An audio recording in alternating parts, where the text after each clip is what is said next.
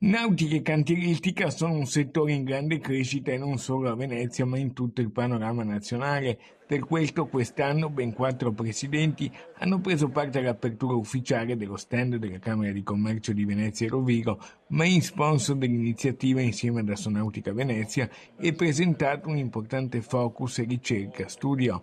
Lo spazio, all'attesa 90 dell'Arsenale, è stato allestito in occasione della sesta edizione del Salone Nautico, inaugurato con una simbolica stretta di mano. Noi rappresentiamo tutte le imprese e soprattutto quelle che operano nel mondo della cantieristica, della nautica, dei servizi legati al mare.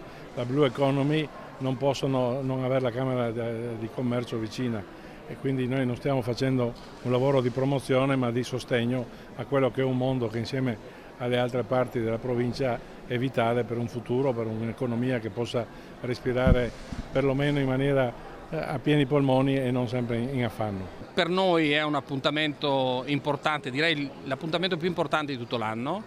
Ci lavoriamo da mesi, il risultato è sotto gli occhi di tutti, stiamo facendo l'interesse dei consumatori attraverso il dialogo con il governo per avere delle leggi a portata del diportista, del piccolo diportista. Il fatto che ci troviamo alla sesta manifestazione del Salone Nautico è la testimonianza che le nostre imprese, che fra l'altro in questi ultimi anni hanno avuto dal 2015 ad oggi una crescita del 29%, Ad avvalorare l'impegno, non solo in ambito locale e regionale, ma anche nazionale, l'importante intervento di Andrea Prete, presidente di Union Camere.